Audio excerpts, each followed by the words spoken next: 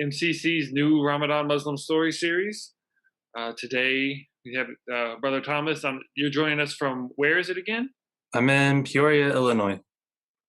And you took your Shahada with MCC at MCC, and if I remember correctly, when was that? Yeah, that was summer of 2018. Okay, okay.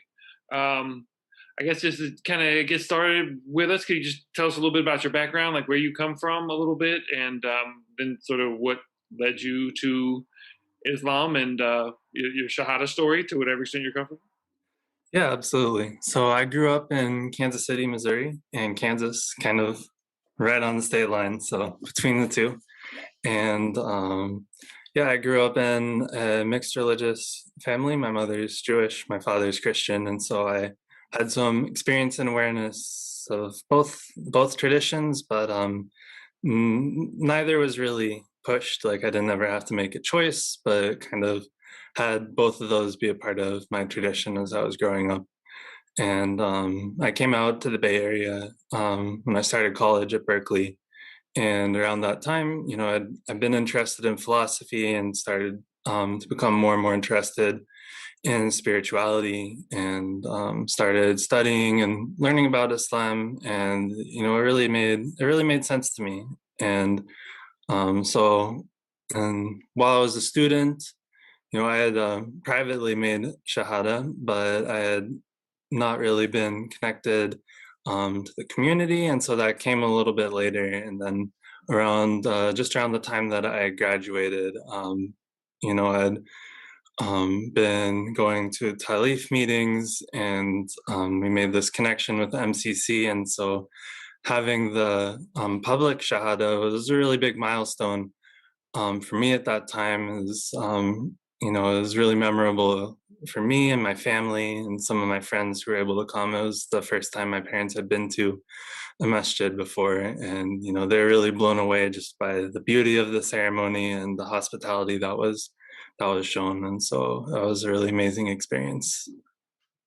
Yeah, that's just convert myself. I've seen a decent number of shahadas, and I don't think I've ever seen one besides yours where the family was there. It's definitely, unfortunately, I suppose, a atypical experience to have a mixed religious, a non-Muslim family be so accommodating and sort of accepting of somebody's conversion. It does a little bit like, were they out here at the time? It just so happened to be that it worked out that way, or were they just Yeah, so it was right around the time of my graduation. So alhamdulillah, that worked really well because they had come up from they're living in Southern California, and so they're already in town, and my parents, my sister, and I was engaged at the time, and so my fiance and her family were able to attend as well. like subsequent to your shahada? How's it been with your family and moving back to Kansas City? What's the experience been like for you, as a Muslim?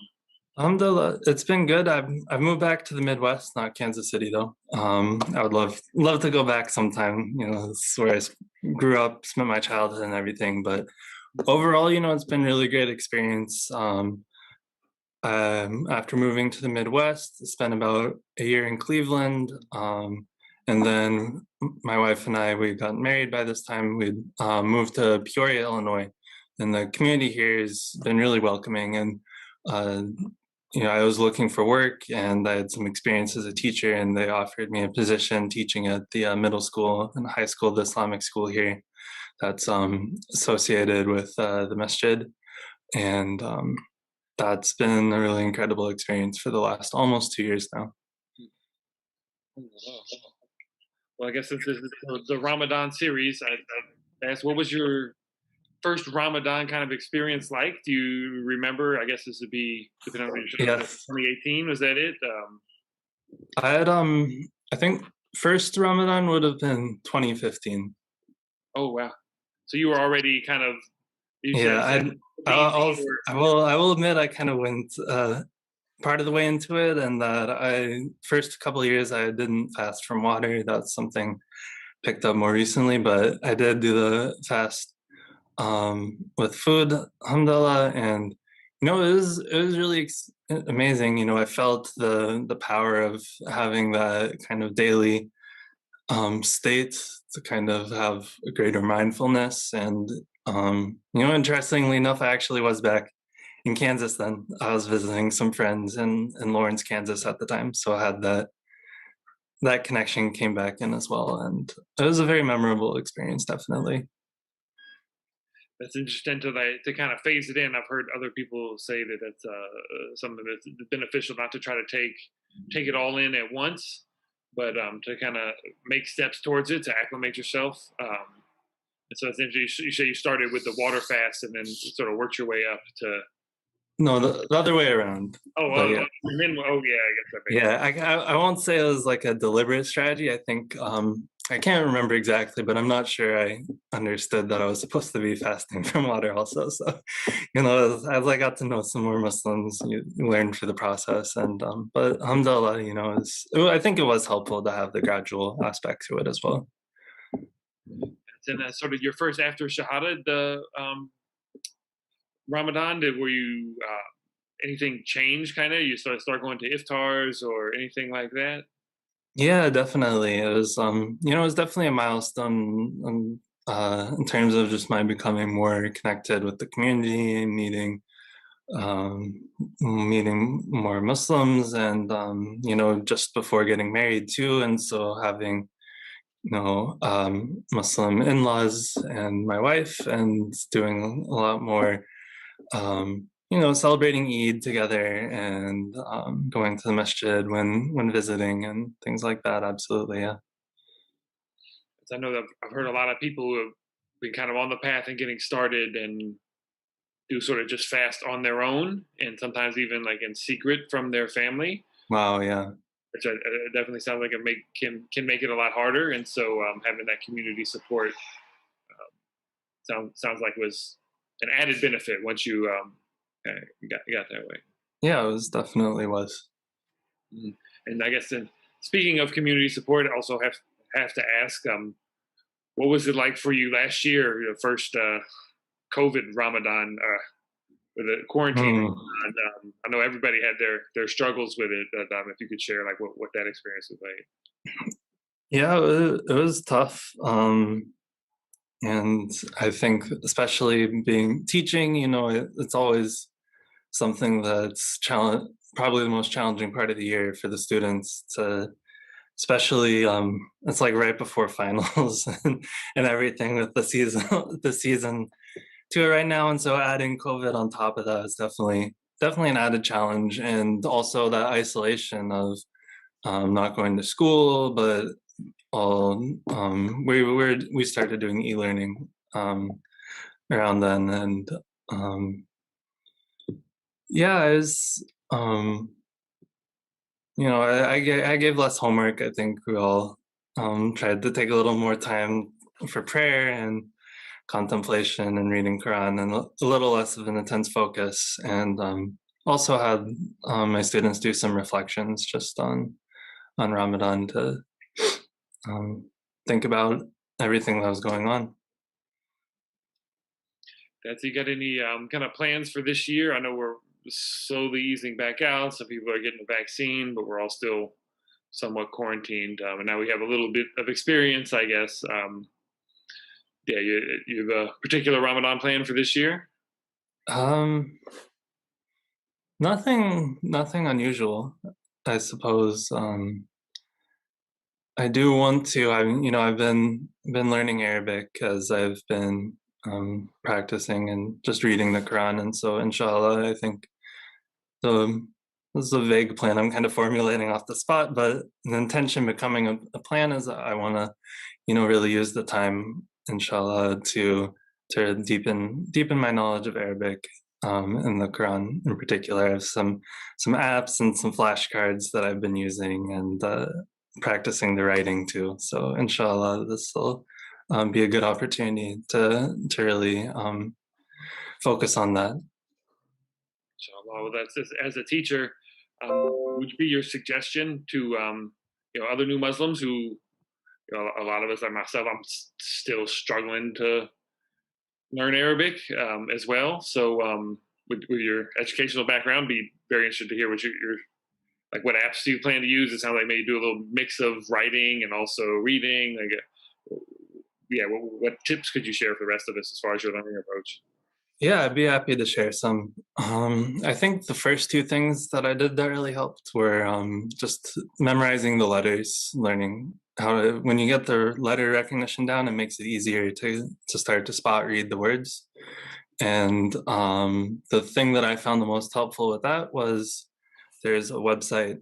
I can share the link as well. It's corpus.quran.com, and there's some apps, phone and otherwise, that have this feature that you can kind of click any particular word and it'll show you the roots, and you can see all the usages of a word in the Quran. And so what I like to do is I like to just, as I'm reading the English translation, I'll be like, I'm interested in this idea. I want to see how it was expressed in the Arabic. And so that for me is a helpful way to just practice reading and getting more familiar with the vocabulary. And so that was what I started off doing. And then as I've gotten more into practicing just writing surahs that I'm, memorizing to help with prayer. And I also started using an app recently that has all of the words in the Quran.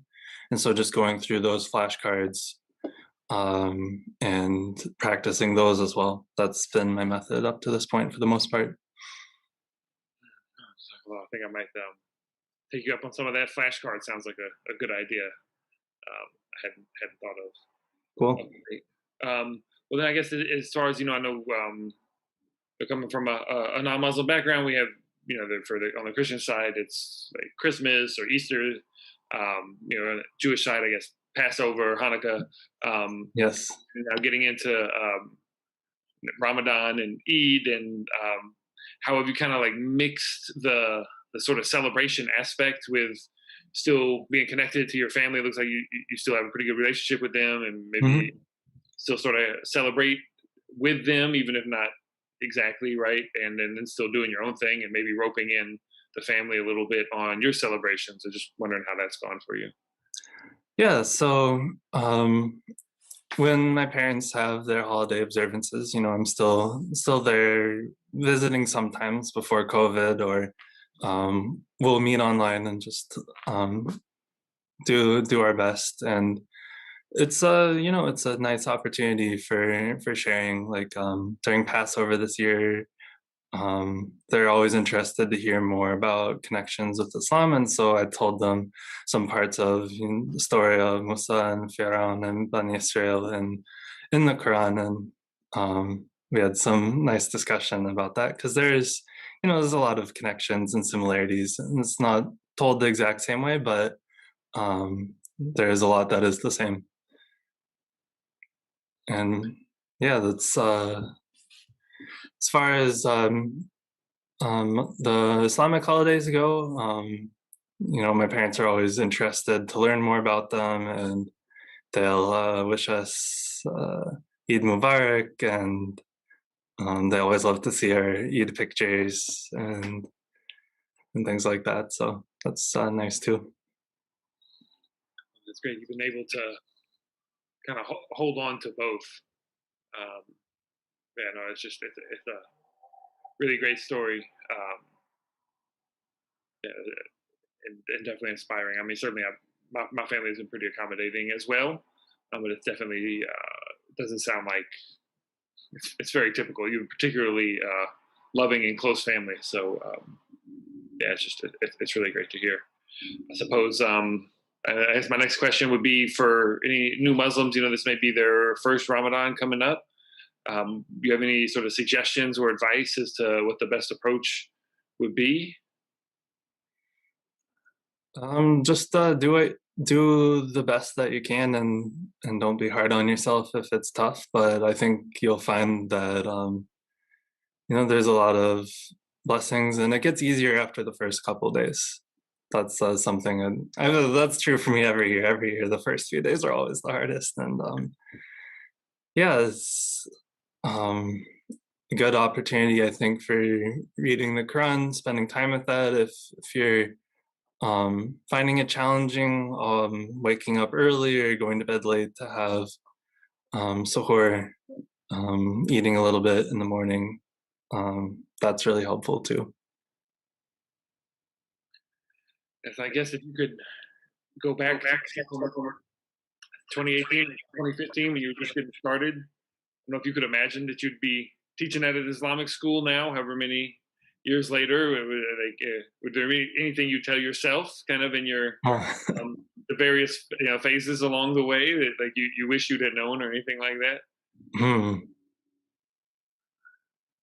that's a good question. I might have to think about the broader question. As far as having seen myself teaching, has really been um, I had a hard time finding a job in Cleveland, but alhamdulillah, it felt like I was in the right place at the right time, and I'm really grateful to the Muslim community here in Peoria for extending that offer. They were looking for a social studies teacher, and that was what I'd studied in school, so it worked out really well. Mhm.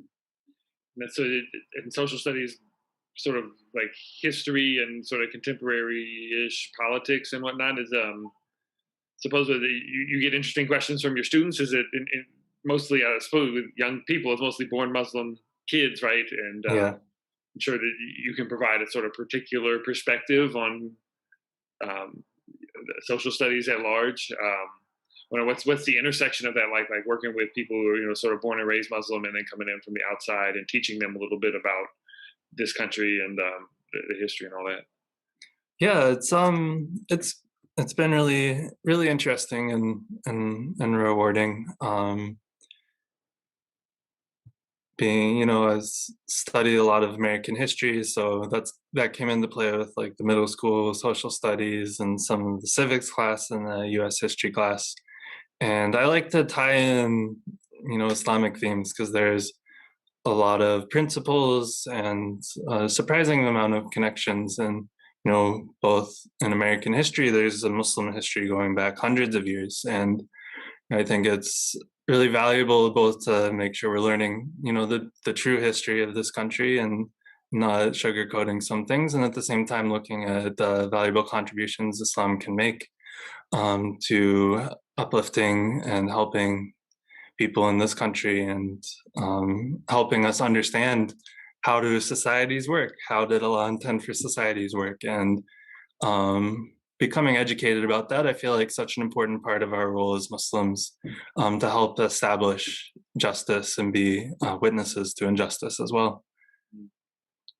Inshallah. I guess is there anything when you were sort of first studying Islam back when you were in school and first kind of exploring any sort of part of that history that kind of jumped out to you and drew you in a little bit? I know for a lot of converts, it's the autobiography of Malcolm X.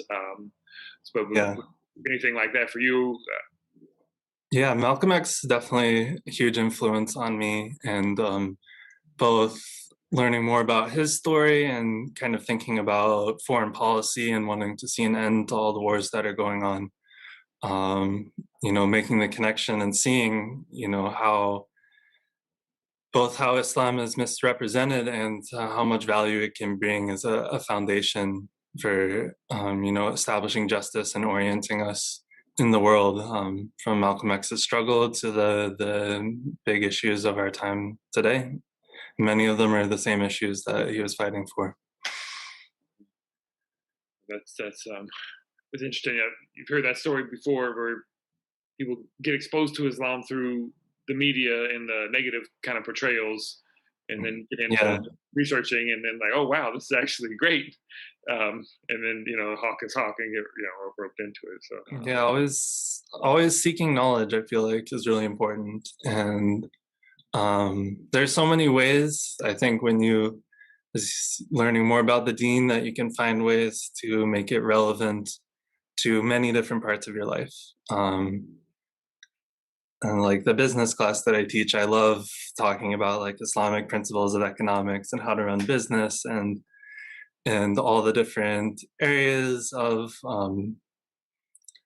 sectors of the business, different kinds of businesses, and how it applies to each of those. And so I think that, I mean, maybe one thing to do if you're new to Islam and studying the deen is also, in addition to learning about the practices of worship and reading the Quran, also studying the history of Islam and how, or maybe whatever your profession is or what your interests or hobbies are that you're interested in developing, see how those have what their Islamic history is. Might be really interesting and could be um, worthwhile too. No, that's a great piece of advice.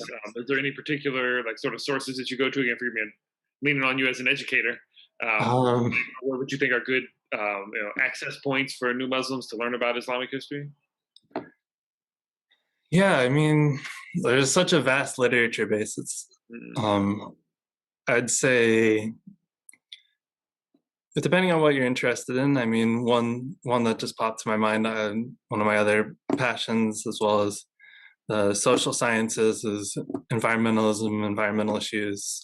I love gardening and um, have been teaching gardening club here at the school. There's a book by Ibrahim Abdul Mateen called Green Dean. And so that's an example of the kind of intersections that I love to learn about, is what are the environmental principles of Islam? How have those been practiced in Islamic history, and how can those be applied to dealing with the environmental issues we face today? And it's pretty general. I think that all across the sectors of the economy, there are ways that we can bring more environmental stewardship to what we're doing. So that may be a good general resource. But I don't know, depending on what you're interested in, there are a lot of books out there you can find online or at the library, or ask people at the masjid, and they may have some sources or recommendations as well.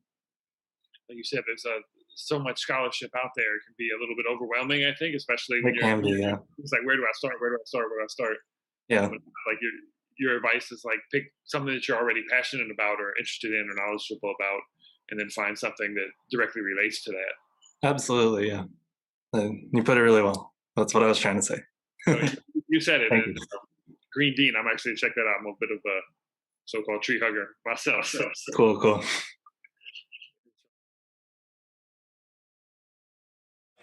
So we all want to make a prayer for you, so everyone repeat after me and say, MashaAllah. MashaAllah means as God wills, and it's what we say, beseeching God, passionately petitioning God to protect Thomas and to protect Thomas's family. And so we all say that, asking God to imbue blessings in everything that Thomas does, every step of the journey, in his career, in his education, in his family, and otherwise. And I want to tell you, Aunt Lynn, and Uncle Richard, and Lucy, that if Thomas does this Islam thing right, then you will see him to be a better son and a better brother. And if you don't see him to be a better son and a better brother, come tell me. And if you see anything weird, then he's not doing Islam correctly. I'm serious, I mean that. Because you can be a beautiful Muslim and a beautiful American. And it's very possible. Right? And so anything that you see, Thomas hopefully is a man of judgment and good character and wisdom. You can have that, and we're here to facilitate. Because we are a part of a human family, and we only want you to be a happier mother. And for you to be a happier father and a happier sister. And we mean that. And that's real. We want happiness for all of you. And so this is a magnanimous moment. We go on our journeys in life where we have intellectual awakenings and emotional awakenings and finally spiritual awakenings. And this is a moment, it's very simple. Thomas has studied Islam. He knows what this moment means. He knows that he's affirming in his heart that there is no God worthy, no one worthy of worship except Allah, which is the Arabic word for God, and that the final messenger that God sent was Muhammad, peace be upon him. And so we're going to say it in English and in Arabic, and then celebrate, and then get some dinner, because we haven't eaten for 16 hours. Good time to take your shahada. Start the fasting. But step by step, this is coming into Islam is not an event. It's a process. It's not a sprint. It's a marathon. And we're here to give you water, Gatorade, and we're here to cheer you up, and make it beautiful. Hopefully play some music on the side while you're running that marathon. Make it a beautiful journey. Ameen. Ameen. Any questions? Anything? Any comments? You guys okay? We already see the positive things that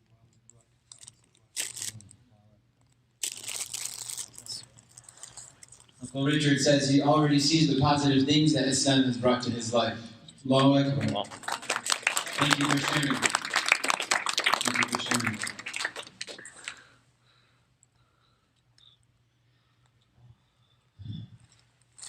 Thomas, hold your ears in. If you will. Repeat after me. We'll do it in English. And we'll do it in Arabic 3 times.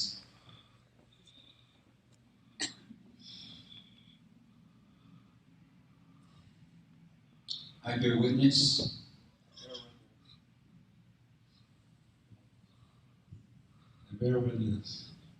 and I testify that that there is no one worthy of worship except Allah, and that Muhammad is the final messenger of Allah. I bear witness that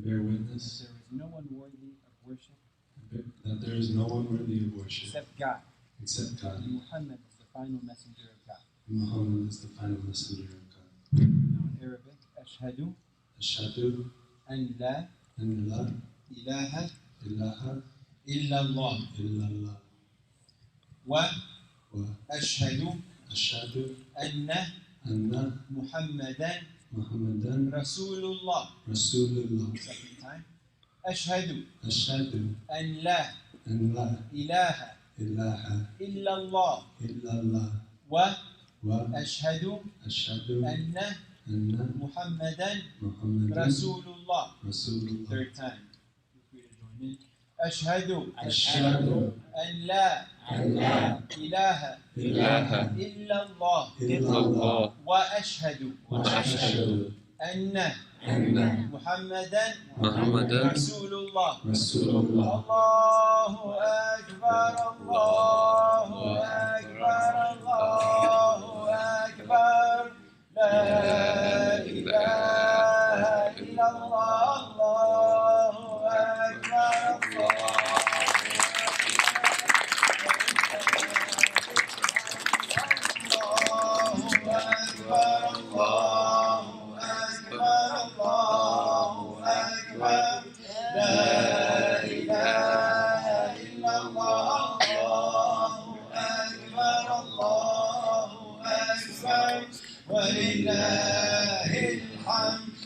Allahu Akbar, Allahu Akbar, Allahu Akbar. La ilaha illallah, Allahu Akbar, Allahu Akbar. Walillahil hamd. Dear Lord God, we turn to you and we ask you to accept this moment from us. Ameen. We ask you to bless Thomas in this moment, Ya Allah. We ask you to bless his family, to bless his mother, to bless his father, to bless his sister, to bless his future family, to grant him wisdom, to gift him with wisdom, and to get him closer to you with gifts and not through texts. And we ask you to make him a beacon of light for humanity. And that is not difficult for you. You say be and it is. We thank you for the enormous blessings and endless, numerous blessings that we have. And we ask you to continue to shower us with blessings. We ask you to make Thomas a saint and a scholar, and to bless him in every aspect of his life, and to surround him with good people and beautiful people. And we ask you, Ya Allah, to gather all of us in your heaven. We know that your heaven is real. We know that you are real. No matter what anyone says, no matter which way, we acknowledge your existence and the reality of your being. And you are the one and the only God, the one and the only Creator. And we ask you to gather all of us in your heaven without judgment. Ameen, Ameen, Ameen. And we conclude with the recitation of the first chapter of the Quran together. أعوذ بالله من الشيطان الرجيم. بسم الله الرحمن الرحيم. الحمد لله رب العالمين الرحمن الرحيم مالك يوم الدين إياك نعبد وإياك نستعين اهدنا الصراط المستقيم صراط الذين أنعمت عليهم غير المغضوب عليهم ولا الضالين.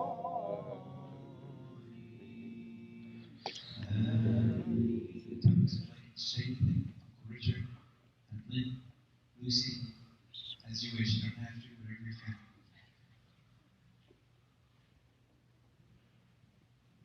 No one's hungry, don't worry. No one's hungry, take your time. I'll just be short. I want to thank everyone here for sharing this moment with us. It's really special and really meaningful. And thank you, Brother Mendy, for service. And thank you so much for hosting this event.